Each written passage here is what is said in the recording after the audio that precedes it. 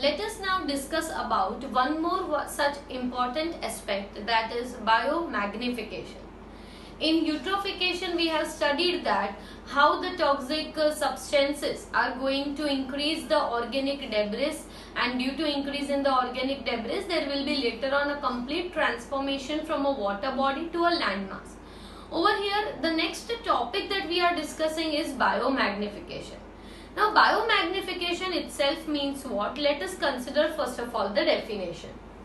Heavy metals and persistent pesticides, for example chlorinated hydrocarbons like DDT, pass into the food chain and increase in the amount per unit weight of the organism with the rise in trophic level due to their accumulation in the fat. What is this statement saying? What happens that whenever in the agricultural field we are using different types of pesticides, or even when there is different types of heavy metals that are present in the soil, due to water runoff from the agricultural lands into the water body, this runoff contains large amount of heavy metals as well as they also contain different types of pesticides. मतलब वो जो agricultural land में से पानी जब run of होके water body में enter होता है, तो वही वाटर के साथ साथ हैवी मेटल्स और उनके साथ जो पेस्टिसाइड्स हमने स्प्रे किए हुए थे, वो पेस्टिसाइड्स भी किस में आ जाते हैं? वाटर बॉडी में. मतलब यहाँ पे जो क्लोरीनेटेड हाइड्रोकार्बन्स हैं वो किस में एंटर हो चुके हैं? वाटर बॉडी में. अब जब ये वाटर बॉडी में large amount of chlorinated hydrocarbons जैसे कि डीडीटी जैसे सब्सटेंसेस वाटर में प्रेजेंट है, तो ऑब्वियसली ये जो केमिकल सब्सटेंस है वो किस में एंटर होने वाला है? Into the food chain. अब फूड चेन में कैसे एंटर होगा?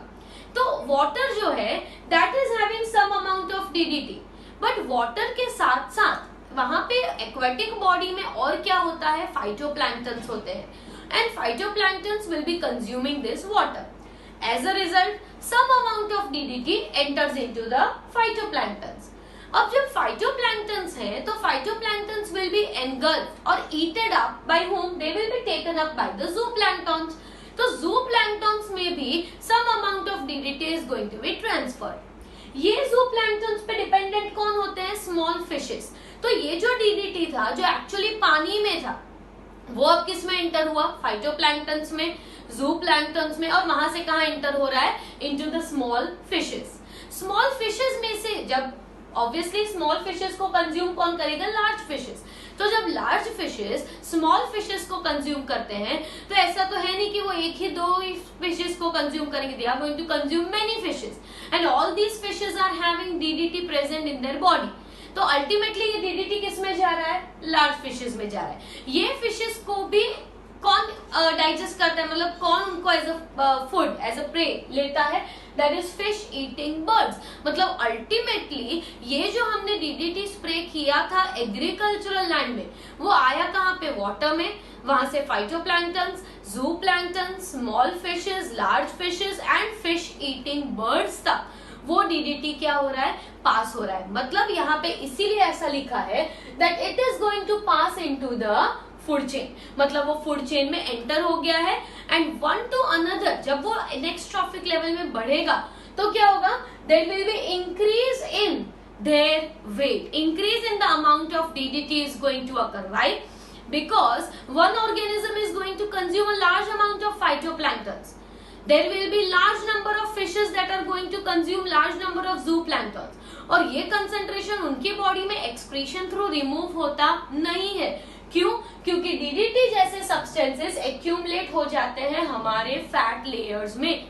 मतलब फिशेस जो होंगे उनके फैट लेयर्स में ये डीडीटी डिपॉजिट हो चुका है. मतलब उसका कंसेंट्रेशन कम तो होने वाला ही नहीं है, वो तो फैट में रहेगा ही. And this process, this phenomena of increase in the concentration of such harmful chemicals, increase in the concentration of the harmful chemicals at each trophic level is referred as the biomagnification, or the another word used for it is biological amplification. क्या कहते हैं? Biomagnification या bio amplification. अब यहाँ पे वापस एक बार सुन लीजिए, क्या कह रहे हैं कि हमने एग्रीकल्चरल लैंड में डीडीटी स्प्रे किया था, पर एग्रीकल्चरल लैंड में पानी के साथ साथ वो डीडीटी कहाँ पे आ गया, पेस्टिसाइड आ गया वाटर में। वाटर को कंज्यूम करने वाले ऑर्गेनिजम्स होंगे फाइटोप्लैंक्टन्स जो फोटोसिंथेसिस करेंगे, उनसे आगे आ जाते हैं जूप्लैंक्टन्स, तो वो फाइटोप्लैंक्टन्स को कंज्यूम करेंगे। मतलब फाइटोप्लैंक्टन्स में जो डीडीटी था वो लेवल अब इंक्रीज होके किस में आ रहा है, जूप्लैंक्टन्स में। तो यहाँ पे आप देख सकते हो that the amount of DDT in water was hardly 0.003 parts per billion. मतलब डीडीटी पानी में तो इतना ज्यादा नहीं था, मतलब 0.003 parts per billion, but it has increase to 1000 folds when we say 0.003 parts per million.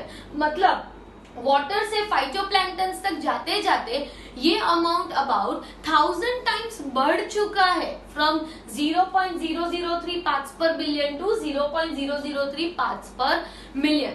अगर आप आगे देखें तो जूप्लैंक्टन्स में 0.04 ppm है, मतलब फिर भी हम बोल सकते हैं कि it is about 13-14 times more in the case of the zooplanktons. मतलब जूप्लैंक्टन्स में जितना डीडीटी है वो ज्यादा होगा कंपेयर टू फाइटोप्लैंक्टन्स, क्योंकि वो एक ट्रॉफिक लेवल आगे बढ़ रहे हैं। और आगे जाते हैं तो अमाउंट बिकम्स 0.5 ppm, मतलब और ज्यादा concentration, 2 ppm in the case of large fishes. Large fishes को कंज्यूम कौन करेगा, फिश ईटिंग बर्ड्स, तो उनमें क्या हो रहा है 25 ppm। आप समझ रहे होंगे कि ये इंक्रीज क्यों हो रहा है, बिकॉज एक जो फिश है वो सिर्फ एक स्मॉल फिश पे डिपेंडेंट नहीं है, वो अपने लाइफ टाइम में कई सारी फिशेस खा रही है और हर एक फिश के अंदर डीडीटी था। मतलब ये जो इसे जो मिल रहा है वो तो बहुत सारी जगह से डीडीटी मिल रहा है, इसलिए उसका कंसंट्रेशन क्या हो चुका है, एम्पलीफाई हो चुका है। तो एम्पलीफाई होते होते जो लास्ट फिश ईटिंग बर्ड्स हैं उनमें सबसे ज्यादा अमाउंट मतलब 25 ppm डीडीटी हो चुका है।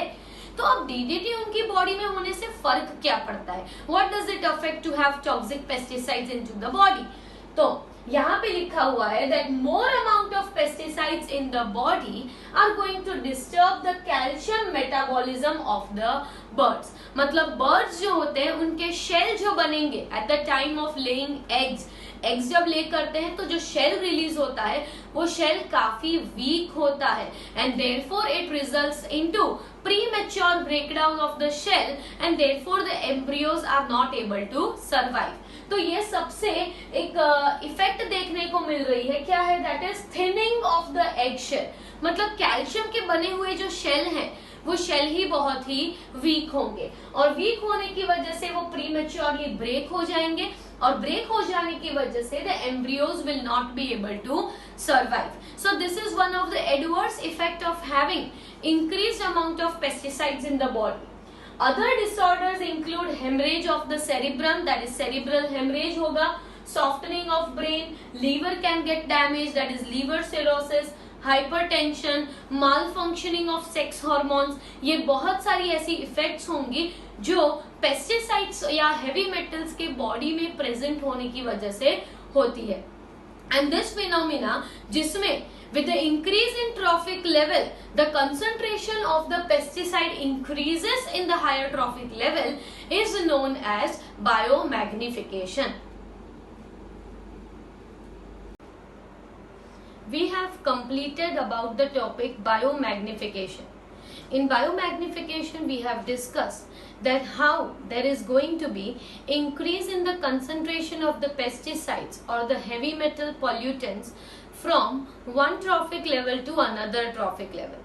As we have observed that in each trophic level the concentration of these pollutants is increasing, and therefore ultimately it is going to be hazardous for all the organisms who are dependent upon those organisms as the food.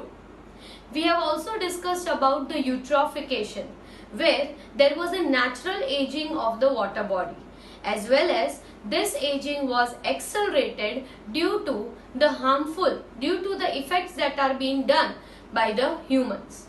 Now we are discussing on the next topic, that is a case study. Just like in air pollution we have discussed about one case study, that air pollution case in Delhi, and how it was controlled by transforming all the buses which were running on diesel, they were changed to run on CNG, that is compressed natural gas. We also studied that use of catalytic converters was very efficient in reducing the air pollution.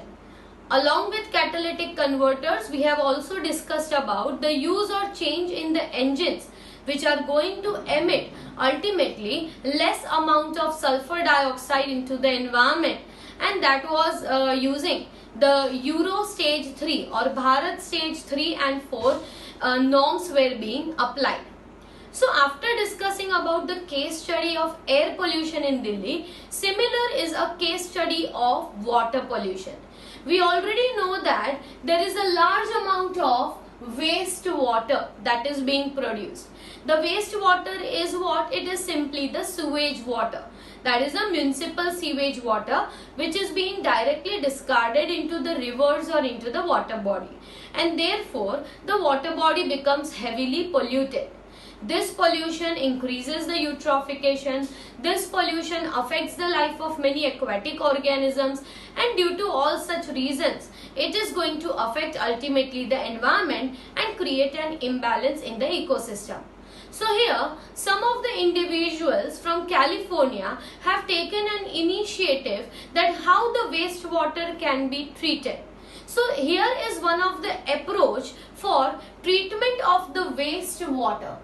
So in this approach, we are going to understand what is first written in the town of Arcata. Arcata is a town which is situated in the northern coast of California. So for the first time, the integrated wastewater treatment was being done in a small town called Arcata, which is situated in the northern coast of California. And in this place, the wastewater treatment was being developed. This treatment was developed by some of the citizens, but along with those citizens, they took the help of the biologists from Humboldt State University. So from this university, some of the researchers have helped some of the individuals to develop a wastewater treatment program. Now how this was done? So it is a combination. This wastewater treatment is actually a combination of both natural and artificial process. So it includes some of the stages that is natural and some artificial stages also. So it is in two stages. The first step we are discussing is the conventional method. मतलब जो काफी time से चलता आ रहा है वैसी method की बात कर रहे हैं, मतलब वो एक कन्वेंशनल मेथड होता है. तो ये जो कन्वेंशनल मेथड है उसमें क्या आ जाता है? फिल्ट्रेशन आता है, सेडिमेंटेशन आता है और फिर क्लोरीन ट्रीटमेंट आता है. मतलब जो भी वेस्ट वाटर है उसको सबसे पहले क्या किया जाता है? फिल्टर किया जाता है. फिल्टर करने के बाद फिल्टर करने पर क्या होगा? जो भी लार्ज साइज सब्सटेंसेस हैं वो तो रिमूव हो जाएंगे. उसके बाद किया जाता है सेडिमेंटेशन. सेडिमेंटेशन में स्मॉल साइज ग्रिट्स, पेबल्स या सैंड या जो भी है वो सब चीजें नीचे सेटल हो जाती है और फिर वो वाटर को एक ट्रीटमेंट दिया जाता है, that is the chlorine treatment. और क्लोरीन ट्रीटमेंट देने पर that is going to means these all steps are going to remove what? Large organic remains, grit and the microbes. So this is a conventional wastewater treatment जो हमने अभी तक पढ़ा था कि पहले फिल्ट्रेशन करते हैं, सेडिमेंटेशन करते हैं, फिर माइक्रोबियल एक्शन होता है, माइक्रोब्स जो है वो ऑर्गेनिक मैटर को डिग्रेड करते हैं, बीओडी रिड्यूस होता है और आफ्टर दैट क्लोरीनेटेड ट्रीटमेंट और क्लोरीन ट्रीटमेंट दिया जाता है और फिर वो वाटर को रिमूव कर दिया जाता है.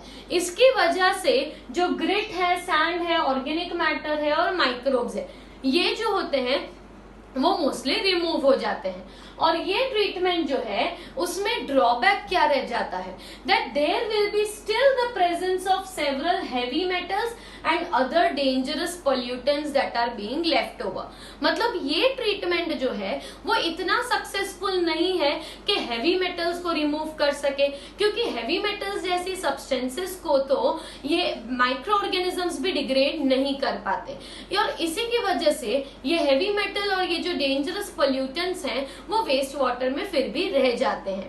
तो इसके लिए एक ऑल्टरनेटिव टेक्निक जो है वो डेवलप किया था and that was developed by the researchers of the Humboldt State University and some of the individuals from the Arcata town. तो इन्होंने कैसा डेवलप किया मेथड? वो है innovative approach. The method that they developed in the treatment of wastewater was an innovative approach. In this method, they consist of developing a series of 6 connected marshes in 60 hectare area. मतलब एक 60 Hector जितना लंबा land area consider किया और उस land area जो है marshy land area, मतलब जहां पे कोई कल्टीवेशन नहीं हो रहा, वेजिटेशन का ग्रोथ नहीं हो रहा, मतलब ऐसा एरिया उन्होंने सिलेक्ट किया। और ये जो एरिया था दैट वाज बीइंग सीडेड, मतलब उसमें ऐड किए गए large number of bacteria, algae, fungi and plants. क्या ऐड किया गया? बैक्टीरिया, आल्गे, फंजाई और प्लांट्स। स्टूडेंट समझिए, इनोवेटिव अप्रोच में क्या किया गया है, एक 60 हेक्टर का लंबा सा लैंड एरिया कंसिडर किया है, अ मार्शी लैंड एरिया, जहां पे ऑलरेडी कोई एग्रीकल्चरल प्रैक्टिस नहीं हो रही। ये एग्रीकल्चरल लैंड एरिया में उन्होंने ऐड कर दिए बहुत सारे बैक्टीरिया, आल्गे और उसके साथ साथ फंजाई और थोड़े छोटे मोटे प्लांट्स। अब प्लांट्स भी ऐसे होते हैं, they can hold upon some amount of heavy metals. Even there are be fungi that are found that can hold on heavy pollutants, dangerous pollutants and heavy metals. वो इन सब चीजों को अब्सॉर्ब कर सकते हैं। तो ये जो ऑर्गेनिजम्स जो डाले गए हैं इनटू दैट लैंड एरिया, ये ऑर्गेनिजम्स का पर्पस क्या हुआ? तो यहां से क्या किया जाता है कि एक तरफ से water is been allowed to slowly run through that 60 hectare land area, मतलब धीरे धीरे एक तरफ से क्या करते हैं, पानी को पास करते हैं। कौन सा पानी? Waste water. तो waste water is allowed to slowly pass through that 60 hectare land area. अब 60 हेक्टर लैंड एरिया में तो ऑलरेडी बैक्टीरिया, आल्गे सब कुछ ग्रो हुआ है, तो ये सब क्या करेंगे? तो ये जो बायोटा है, मतलब ये जो ऑर्गेनिजम्स हैं, they are going to absorb some of the heavy metals, they are going to assimilate, मतलब खुद की एक्टिविटीज में इंटीग्रेट कर लेंगे, they are going to neutralize the pollutants, मतलब ये जो है वो पोल्यूटेंट्स को स्टोर कर लेते हैं, न्यूट्रलाइज कर लेते हैं, और जिसकी वजह से आगे जैसे जैसे वेस्ट वाटर बढ़ता जाता है वैसे वैसे उसमें हेवी पोल्यूटेंट्स जो है वो कम होते जाएंगे। क्यों? क्योंकि algae, bacteria, plants, they are having a potential to hold upon, to use, to absorb the heavy metals and dangerous pollutants, and therefore the naturally purified water is then allowed to move forward। मतलब एक land area में से एक तरफ पानी पास किया, बीच में सब जो है organisms, they are going to take up most of the heavy metals. अब आगे जैसे जैसे पानी बढ़ता जा रहा है वैसे उसमें पोल्यूटेंट्स कम होते जा रहे हैं, तो लास्ट में जैसे वाटर निकलेगा वो वाटर काफी प्योरिफाइड होगा, जिसमें नंबर ऑफ पोल्यूटेंट्स बहुत ही कम होंगे। तो ये एक इनोवेटिव अप्रोच था, और इस अप्रोच में इन्होंने और भी एक चीज की, that there was some amount of water that was being placed and therefore they converted the marshes into a century, a century in which there were number of fishes and aquatic organisms which had the residence। मतलब ये जो land area है उस पे जो पानी जमेगा वो पानी जो है that is going to support the life of some of the fishes, some of the aquatic organisms, and however these fishes are also having an ability to store some of the heavy metals। तो ये जो है वो एक innovative technique है to reduce the waste water। यहाँ पे ये जो सिटीजन का ग्रुप है वो काफी फेमस हुआ था, and they were known as friends of Arcata marsh, FOAM, friends of Arcata marsh, and they are the one who look after this project। So though the project is not going to be very successful on a large extent, but still it was one of an innovative approach to treat the wastewater instead of using the sewage treatment plants। However, sewage treatment plants are considered to be more efficient for most of the pollutants which are being released from the domestic houses। मतलब domestic sewage के लिए ये treatment process better है, but this is just an innovative way to get the treatment of the wastewater। After discussing about the wastewater treatment that was done in the town of Arcata for the treatment of the wastewater that was being generated, we are now talking about another such way for reducing the pollutants, that is the domestic pollutant, which is the use of Ecosen toilets. Now what are these Ecosen toilets? Ecosen toilets is ecologically compatible system. It is an environmental safe system that is being developed for disposal of human excreta. That is, in the domestic sewage, what happens that the excretory matter of the humans as well as of the animals, everything from the runs from the houses is going to run into the through the pipelines into the municipal wastewater treatment. Here, instead of sending the human excretory material through those gutter lines, what is done that the human excreta is being collected in the compatible system. So in this compatible system, it is used to stay there for a long time. That is, it is going to dry, and dry composting, that is, obviously these excretory material contains large amount of nitrogen, phosphates and such fertilizing material, and therefore when it gets dried up after a long time, they can be used naturally. They can be used natural fertilizers. So it is an ecologically compatible system of disposal of human excreta, and in this there is a use of dry composting toilets which are known as Ecosen toilets. So in this Ecosen toilets, this waste material is being collected for some period of time, and once it gets completely dried and gets completely degraded, this can be used as a natural fertilizer. So the human excreta will be converted into a resource as it forms the natural fertilizer. So even the excretory material, which is actually a waste, that would be changed into a resource which can be used in the form of a natural fertilizer. This type of toilets are already being run in the cities like Kerala and countries like Sri Lanka. So these are some of the places where the use of Ecosen toilets is still being prevalent. Next, we are going to talk about another very important waste, that is solid waste. So once we have discussed about air pollution, secondly we have discussed about the water pollution in which eutrophication, biomagnification, such type of topics we have discussed. Now we are moving on to the soil pollution. But soil pollution is mainly caused by what? It is caused by the solid waste. So we are discussing about solid waste. Now what is solid waste? The solid waste is the discarded leftover solid material. So there are at our homes also at regular basis, there are different types of solid waste that are generated. It includes your plastics, your bags, your glasswares or anything. Your papers or napkins or pieces of clothes, everything can be considered into the solid waste. Solid waste can be at industrial level also. Solid waste can be at the municipal level, that is at the household level also. As well as the solid waste are being old ships, shipwrecks. These are also some of the solid waste. So here we are talking about that solid waste is termed as rubbish or trash. Whatever is not going to be easily broken down, that is the rubbish thing or the trash. Municipal solid waste, that is the waste which is very common, and the waste which is in maximum amount, that is going to be the municipal solid waste. And waste from homes, offices, stores, schools, hospitals, etc. includes the municipal solid waste. So what type of waste is included in it? It comprises of paper, food waste, that is waste of food that we are not eating, the stale food, plastics, glass, metal, rubber, leather, textile, etc. All these are the different types of solid waste.